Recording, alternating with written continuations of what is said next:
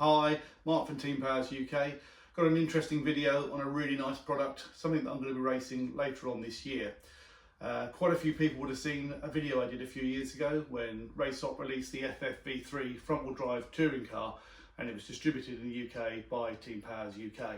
It was a great car, very well spec'd, great value for money, and it had some real innovative features that helped it stay at the front. Well, fast forward and we've now got the FFV4. In typical Raceopt fashion, it's very different to anything that's out there. It is really exciting. I'm going to do some unboxing and we're going to see what's in here. Okay, so this is the box then.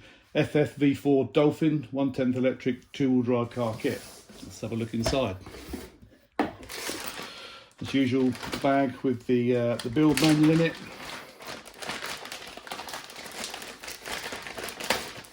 Some stickers.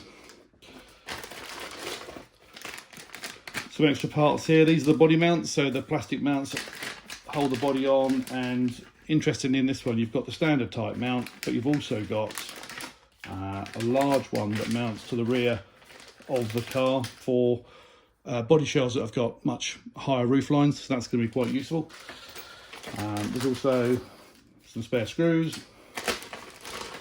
a pinion and some more spare screws, an aerial tube, and the tool bag. So it's really cool that it comes with an EDS turnbuckle wrench, so you haven't got to scramble around looking for one. It's got a spanner for adjusting the top nut for the steering bell crank, the tool for setting up the rad shocks, and some grease. And then of course in the box is the car. So all carbon fibre and alloy as the previous FFV3, but what you'll see straight away is the rear end is completely different. So let's have a closer look on the bits that are really different. So starting at the front of the car then, it's a front mounted motor design. I know currently everyone's moved to a mid motor design, and that's in a bid to improve the front to rear weight distribution, but you inevitably end up running 100, 150 grams of weight over this area then, because you don't have the motor to press it down. So they've gone back and stayed with the original front motor design. There's a carbon fibre bracket across here for mounting the 40 and 30mm cooling fan. It's a nice little rebate on the edge. You probably can't see it in the video, but it is quite tidy and it makes it feel just that bit more premium.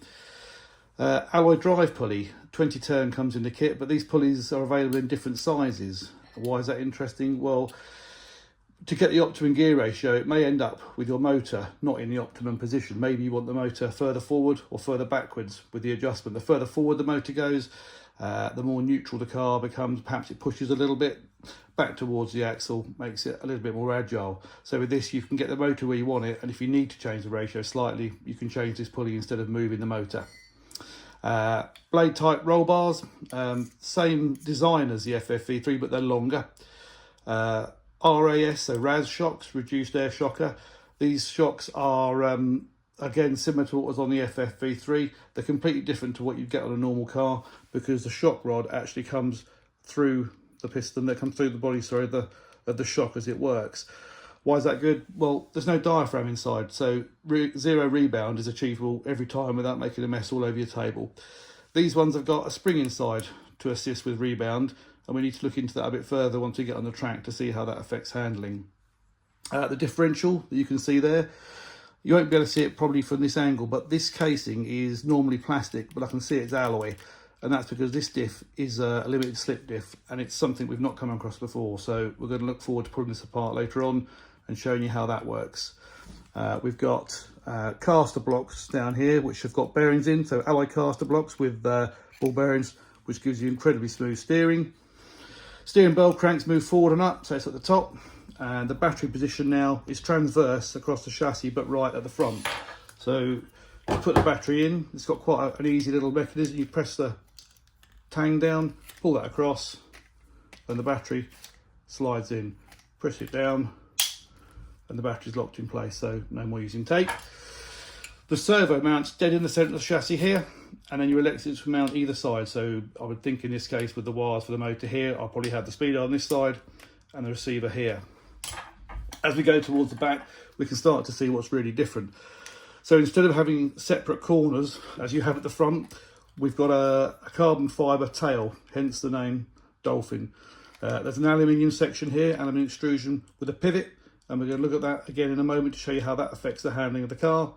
And your suspension is driven by two things: the spring and shock assembly, but also the stiffness here is governed by these metal leaf springs, effectively, one on each side.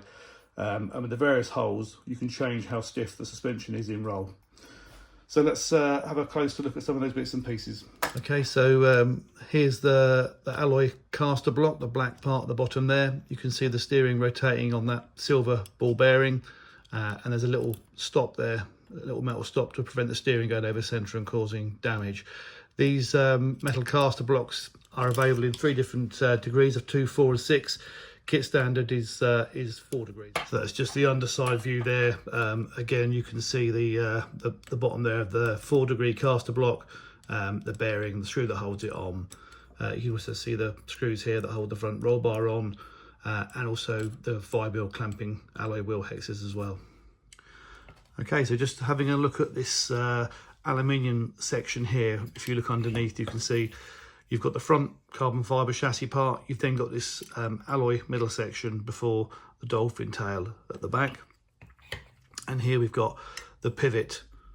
Now this pivot is eccentric, so by rotating it, you can change the wheelbase. You can move the wheelbase 1.7mm shorter, stay in the middle, or 1.7mm longer, so 3.4mm total overall swing from one to the other. What's that useful for? Well, if you've got a tight technical track, maybe an indoor carpet track, moving this forward and shortening the wheelbase is going to make the car much more agile and much better for tight technical circuits. Maybe if the car's a bit twitchy, or if you're on outdoor tracks, you might want to lengthen the wheelbase. Lengthening it is going to make the car more forgiving and more stable at speed. Okay, so at the rear, we've got the rear toe blocks. The kit comes with 2 degrees toe in, same each side. They're also available in 1 or 3. Generally speaking, the higher the amount of toe in you have, so the higher degrees, so the 3 degree blocks, it's going to make the car more stable, but you're going to ultimately have less steering. If you go down to 1 degree, you're going to get a lot more steering, but perhaps the car's a bit more twitchy. Then we've got the leaf springs. So the leaf spring is currently set to the outer position here, which means that there's very little flex on the suspension because you've got this stiff 3mm bar.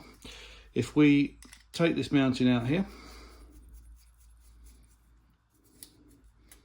we can then change where that leaf spring rests. So I move it all the way in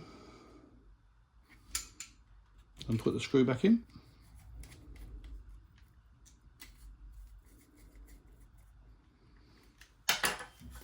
And you can see now that the carbon fibre flexes much more. So not just the size of these, we can change the thickness of this leaf spring, but also whereabouts you mount it is going to affect the flex in this arm and therefore the amount of grip.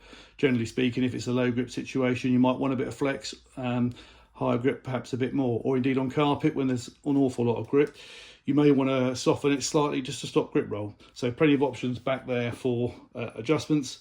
And then we have the rear carbon pivot at the back, which you would normally hang your shocks off of, but we've got a central shock, so in our case it's going to be where we mount our body posts, and for me I'll just be mounting them horizontally out that way. I don't think there's any need to fit the higher one. Okay, so I've taken the differential out to have a quick look at it, and as you can see it is indeed an aluminium pulley and cap, steel out drives and a plastic case. The drive shafts are also CVDs, they're double jointed CVDs, which we'll have a look at in a sec.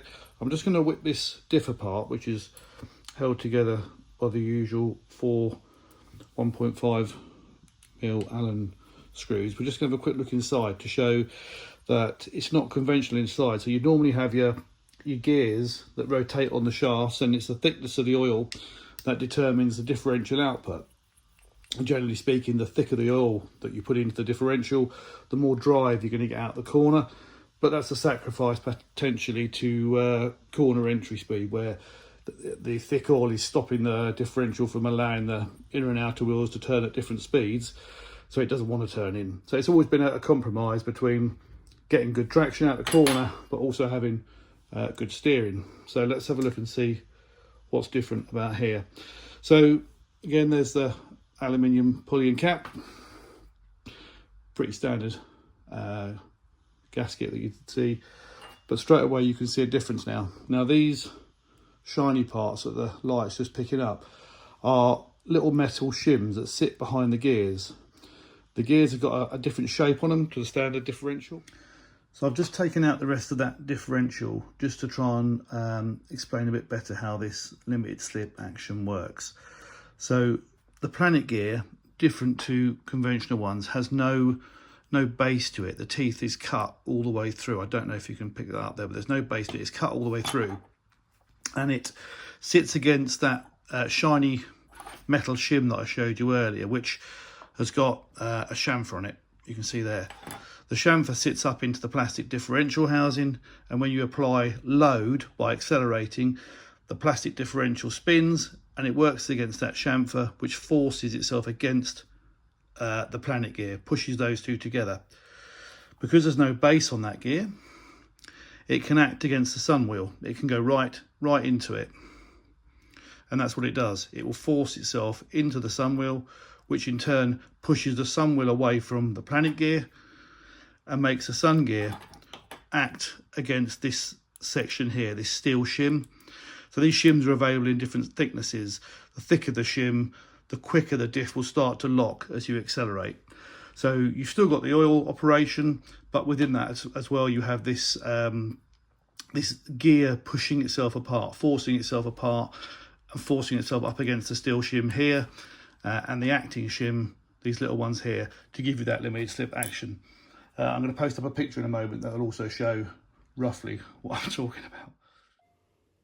Okay, so in the image there, you can see the silver thick shim at the top and at the bottom of the picture with the red arrow pointing down and up. That's those shims you saw earlier on inside the differential, and basically as that casing starts to rotate and load is applied against the differential, those silver shims press down against the Planet wheels, the Planet gears, and those Planet gears are forced into the sun gear. As they're forced against the sun gear, those sun gears are then forced apart. So that's the horizontal left and right red arrows. And those sun gears are then pressed against those thin steel shims that we also saw. So the vertical red lines are representing the steel shim, and you can just see a bit of steel shim poking out on top. So as you apply load to it, the gears are forced together, forced apart effectively, and then up against the shim, which reduces the amount of slip that the differential has and increases drive. Okay, thanks very much for watching the video on the FFV4 Dolphin. Thanks very much to Andy Bird at Team Powers for getting me one of the first cars into the UK. Once I've got it built and we get to track, I'll come back with some updates on how it went. Thanks guys.